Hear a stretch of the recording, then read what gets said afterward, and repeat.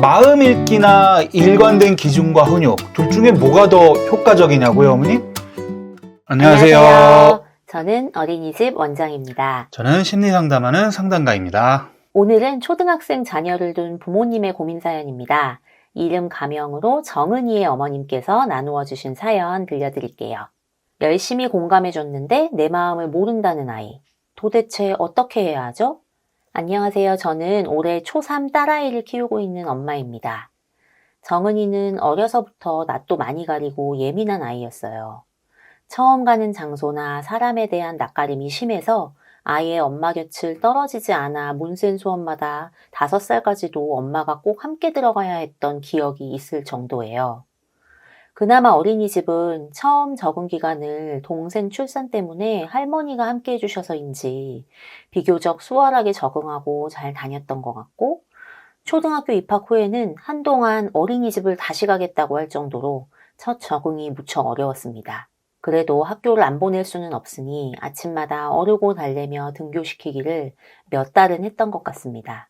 그렇게 초등학교에 입학할 때쯤 마침 오은영 선생님의 육아 상담이 여러 방송에서 나오던 때라 정은이와 비슷한 아이에 대한 사연이 나오면 집중해서 봤던 것 같아요. 그중 예민하고 호불호가 분명한 아이의 특성, 까다롭고 한 번 울면 잘 안 달래지고 좋고 싫음의 표현도 날카롭고 강한 아이에 대해 설명하시는데, 우리 아이와 너무 비슷한 면이 많아서 부모가 어떻게 하는 게 좋은지를 받아 적어가며 보았던 방송이 있었어요.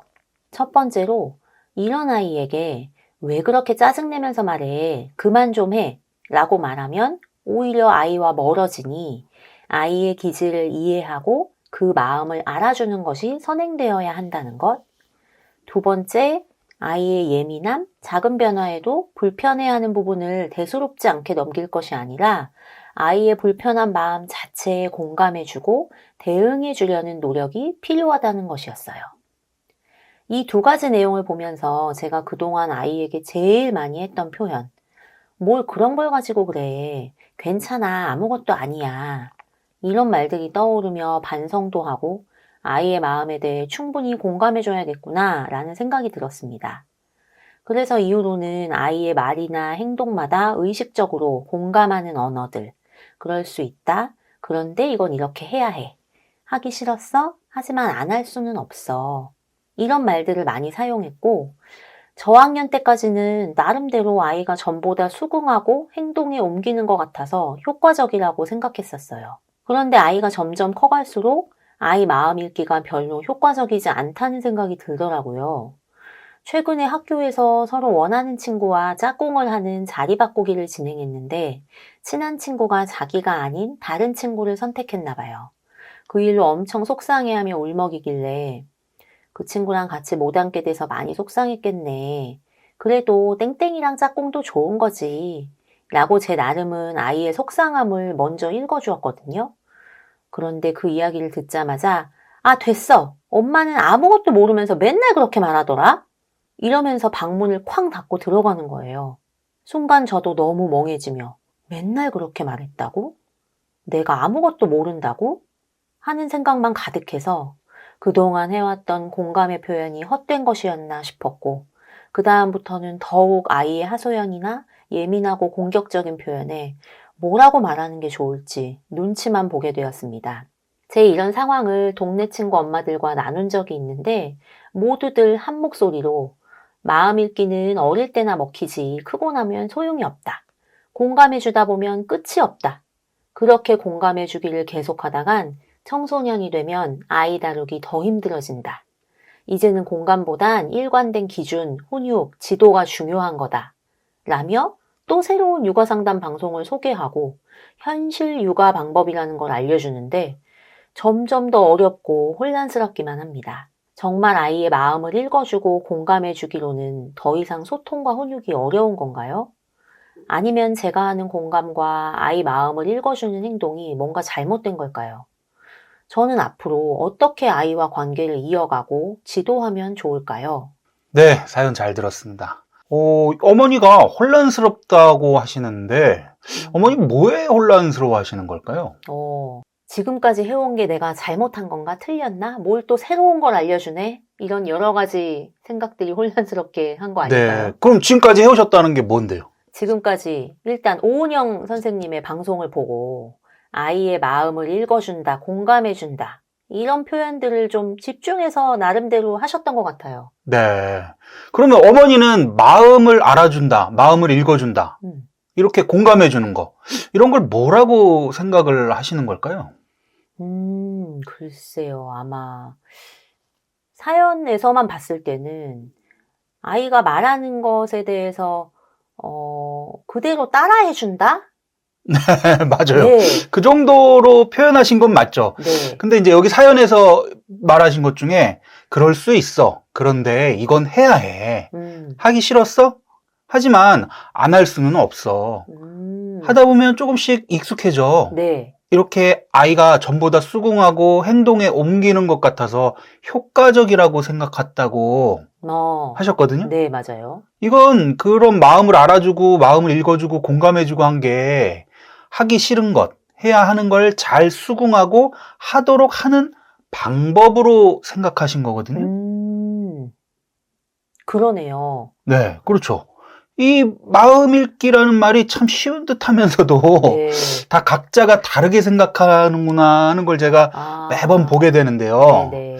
원장님은 예전에 네. 뭐 이렇게 낯가림 심하고 섬세하고 이런 성향의 아이에 대해서 제가 예전에 한번 설명을 드렸을 때 네. 초창기에 현장에 이렇게 바로 적용하기가 쉬우셨어요? 바로바로 그 아이의 마음이 이해가 되시고 그러셨어요? 아니요. 저는 많이 힘들었던 것 같아요. 뭐 어떤 부분에서 힘들어졌어요? 지금 사연 보내주신 정은이 어머님과 크게 다르진 않았던 것 같아요. 처음에 적용할 때는. 그리고 특히 이렇게 섬세하고 아주 낯가리고 예민한 아이들의 마음은 제가 알기엔 너무 깊더라고요. 너무 다채롭고. 네. 네. 그렇죠. 오히려 그 아이의 마음에 대해서 잘 알게 된 게 아니라, 네. 내가 이 마음을 다 이해하고 공감해주기가 어렵겠구나. 맞아요. 하는 걸 알게 되셨죠. 제가 그런 말을 여러 번 했죠. 그렇죠. 네. 바로 그거예요. 네. 그게 제가 바로 이 어머님께, 이 사연의 어머님께 드리고 싶은 말씀입니다. 마음 읽기나 일관된 기준과 훈육, 둘 중에 뭐가 더 효과적이냐고요, 어머니? 그렇게 외부에 있는 어떤 방법이 아니라 내부에 있는 어머님, 나의 마음과 아이의 마음을 알고 아이에게 잘 맞는 것과 내가 잘 해줄 수 있는 걸 아시는 게 가장 효과적이시겠죠. 그 친구랑 못 앉게 돼서 속상했어? 엄마는 우리 정은이가 얼마나 속상할지 다 알기가 어렵네. 미안해. 그리고 이 어머님 성향에 맞는 거는 또 이제 거기서 한 걸음 더 나아가셔서 할 건 해야 하고 앞으로 나아가야지 하시는 마음이시니까 네네. 이런 말을 해주실 수도 있겠죠. 다 알기 힘들지만 엄마도 우리 딸 속상한 게 어떻게 좀 사라지는 걸 도와주고 싶네. 엄마가 뭘 해주면 좋을까? 있으면 좀 알려줘. 이렇게요. 네네. 이렇게 하면 좀 이 친구가 엄마는 맨날 모르면서 그런 말만 하더라? 이런 말 할까요?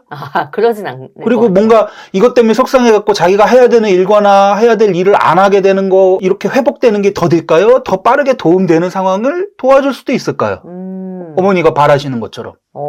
네네. 그렇잖아요. 어머니는 해야 될 것, 뭔가 공부를 해야 되고 숙제를 해야 되고 학원을 가야 되고 기분 좀 상해하지 않으면서 했으면 하고 바라시는 거잖아요, 네, 지금. 그렇죠. 네. 어떠세요? 외부에 있는 정답이 아니라 이 내부 안에 있는 나의 마음과 아이의 마음을 알고 무엇을 원하는지를 잘 이해하면 잘 할 수 있는 기준과 방법을 만들어 가실 수도 있지 않겠어요? 그러네요. 우리가 종종 이해되지 않는 문제를 만날 때 문제의 정답을 외부에서 찾으려고 하기 쉽거든요. 왜? 그 지식과 전문 용어나 어떤 그 프레임을 알게 되기만 하면 그 문제에 대한 통제감을 갖게 되는 그런 느낌이 들잖아요. 통제감이요? 네. 이해되지 않은 문제를 딱 생기고 막 고민이 생기면 어때요? 이걸 어떻게 해결해야 될지 모를 때 되게 불안하거든요, 사람이. 그렇죠. 근데 그걸 쫙 이해되게 설명해주는 이론이나 어떤 이런 전문 용어로 표현되는 것들이 딱 있으면 이것만 알면 내가 해결될 수 있을 것 같다는 기분이 드는 거죠. 그런 안도감이 들면서 뭔가 이걸 내가 통제할 수 있는 일처럼 느껴진단 말이에요. 아, 네네. 그렇게 해서 이제 불안감이 좀 내려가면서 그대로만 하면 다 해결될 것 같은 마음이 들잖아요. 네. 육아와 교육에 있어서도 그래요. 뭐 재접근기니 애착 형성이니 뭐 자기주도 학습이니 메타 학습 이법이니 하는 것들도 그렇잖아요. 그 용어와 이론의 프레임이 그 현상과 모습을 이해하는데 정리하는데 도움을 주기는 하는 건 맞지만 그 문제 자체를 해결하는 걸 그 정보와 지식이 저절로 해주는 게 아니에요. 아이에 대한 고민이 있으세요? 그렇다면 외부에서 정답을 찾으려고 하지 마시고 나의 마음, 아이의 마음을 먼저 이해하시고 그 안에서 원하는 것을 만들어가는 걸 생각을 해보시라는 거죠. 저도 처음에 이런 이야기 들을 때 참 내 마음, 자신의 마음을 알아야 한다는 이야기가 좀 어려웠던 것 같아요. 지금도 뭐 종종 쉽지는 않고요. 네, 그럼요. 쉽지 않죠. 원장님 초기에만 해도 저한테 그런 얘기도 하셨었잖아요. 뭔가 제가 하는 상담은 듣다 보면 신기하기도 한데 내가 모르던 게 아닌 것 같고 마치 조금만 더 생각해봤으면 알 것 같고 원래 알던 건데 생각을 잠시 못했던 것 같고 그런 생각이 들어가지고 제 도움을 받아서 알게 된 것 같지가 않았다고요. 맞아요, 맞아요. 이 참 사람의 마음이 재밌는 거예요. 이게 아마 그래서 우리 방송의 조회수가 적게 나오는 이유도 거기에 있을 것 같기도 하고요. 네네. 네. 혹시 이제 뭐 제가 새로운 프레임과 새로운 용어를 써가면서 말했다면 훨씬 더 조회수가 오르지 않았을까요? 마치 그 정보와 이 지식을 알기만 하면 여러분의 문제가 해결이 될 거예요. 이런 통제감을 주고 이해되지 않던 내 문제에 대한 불안감을 확 잠재우면서요. 네. 뭐, 그것 때문만은 아니에요 하는 소리도 들리는 것 같기도 하네요. 좌우간 오늘 드리고 싶었던 말씀은 외부에서 정답을 찾지 마시고 나의 마음과 아이의 마음을 이해하고 우리만의 해답을 만들어 가셔라. 이런 얘기였어요. 네네. 네. 그리고 이거는 제가 괜히 설명이 길어질 것 같아서 이야기를 안 할까 하다가 드리는 말씀인데 이 사연의 어머님은 마음 읽어주는 것과 공감해주는 것에 대해서 오은영 선생님의 방송을 보시고 알게 되셨다고 했는데 제가 말하는 마음을 먼저 좀 알아주세요 하는 것과 이게 다르다는 건 좀 아시죠? 그렇죠. 예, 뭐가 다른 것 같으세요? 우선 어머님이 적용해 보신 거 그리고 오은영 선생님이 말씀하시는 마음 읽기를 저도 이제 방송을 통해 접해봤는데 제가 거기서 느껴지는 마음 읽기의 방법은 이 아이의 행동, 이 아이의 표현에서 이 아이가 속상하구나, 이 친구가 화나서 이런 말을 하는구나, 어떤 드러나는 행동에 대해서 확인해 주는 것이었던 것 같아요. 네. 근데 상담가 선생님이 말씀해 주셨던 마음 읽기에 대한 건 아까 우리 정은이 어머님의 예시로도 들어주셨는데 너의 마음이 어떤 건지 엄마는 가늠할 수조차 없다 했던 것처럼 정말 그 아이의 입장, 그 아이의 마음에 들어가서 그 아이 눈높이에서 생각해 보는 거 그걸 말씀하시는 게 아닌가 생각이 들어요. 네, 뭐 그렇게 느끼시는군요. 제가 뭐 오은영 선생님에 대해서 어떤 평가나 말을 하는 건 아닌데요. 오은영 선생님이 하시는 거 보면 저는 이런 생각은 좀 들었어요. 아이 마음에 대한 설명을 원장님 말씀해 주신 것처럼 해주시는 부분이 있지만 뭐 일정 부분 부모의 책임과 역할이나 아이의 성장의 평균 등 어떤 정답을 정해주는 선이 있다고 저는 들리더라고요. 네네. 예전에 어떤 뉴스에서 보니까 오은영 선생님 때문에 뭐 초등학교에서 선생님들이 더 힘들다, 어머님들이 아이의 마음을 읽어줘야지 왜 안 읽어주냐 이런 요구를 한다 이런 기사를 본 적도 있는데 뭐 이것만 봐도 이게 전형적으로 외부에서 정답을 찾는 마음으로 이 마음 읽기라는 것을 대부분의 사람들이 이해하고 사용하고 있다는 걸 알려주는 거거든요. 부모님들도 그렇고 교사분들도 그렇고. 네네. 그리고 이걸 마치 아이들 비위 맞춰주고 끊임없이 받아주는 거라고들 생각을 하시는 거잖아요, 이게. 맞아요. 참, 이 마음 읽기라는 단어가 보통 명사가 마치 이제 오은영 선생님이 하시는 것의 대명사처럼 된 상황이라 참 많은 혼돈이 있을 것 같아서 저도 그래서 마음을 알아주세요 라고 하는 거기도 한데 이 제가 말하는 이 나의 마음, 아이의 마음을 알아주세요 라고 하는 건 아이의 비율을 맞춰주고 받아주세요 라거나 외부의 지식과 정보에 맞춰서 거기에 끼워서 아이를 이해해 보세요 하는 거 아닌 거 아시죠? 네네. 네. 우리 내부의 마음을 알고 그것을 이해하는 힘을 기르고 유익하게 활용해 보세요 하는 거에 가깝거든요. 네네. 뭐 아이의 마음과 나의 마음을 잘 이해하는데 도움을 주는 놀이 유형과 성격 유형에 대한 정리도 좀 있긴 한데 그건 나중에 기회가 되면 또 한번 얘기할 수 있을지도 모르겠네요. 네네. 네, 뭐 그런 얘기죠.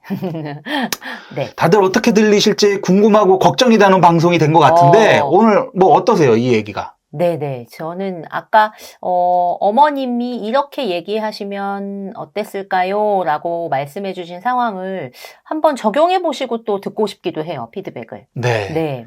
그러니까 어떤 마음을 이해한다는 게 그 친구의 비율을 맞춰주는 게 아니에요. 네네. 어머님이 그 아이의 마음을 이해하신다는 건, 아, 나랑 이렇게 다르구나. 나는 무언가를 하는 게 중요한데 이 친구는 이렇게 감정적으로 느끼고 섬세하게 반응하는 것들이 훨씬 복잡하구나. 라는 이해를 가지시면 그걸 있는 그대로 얘기해 줄 수 있는 거죠. 미안해. 엄마가 다 공감하기는 어렵구나. 너가 필요한 게 있으면 엄마는 뭔가를 도와줄 수 있는 거를 얘기해주면 도와줄게. 네 기분 전환이 되는 걸 알려주면 좋겠어. 뭐 이러면 훨씬 더 아이가 자기 기분을 잘 해소를 하고 네. 회복이 쉽겠죠. 네, 그렇죠. 그거 자체로도 아이는 충분히 존중받았다라고 느낄 것 같기도 하고요. 네. 너무 외부에서 정답을 찾지 마시고요. 내 내부에서 마음을 이해해 가시면서 나만의 정답을 만들고 해답을 풀어간다는 마음으로 보실 수 있으면 좋겠어요. 아, 네. 네. 좋습니다. 오늘 상담도 감사합니다. 네, 수고하셨습니다.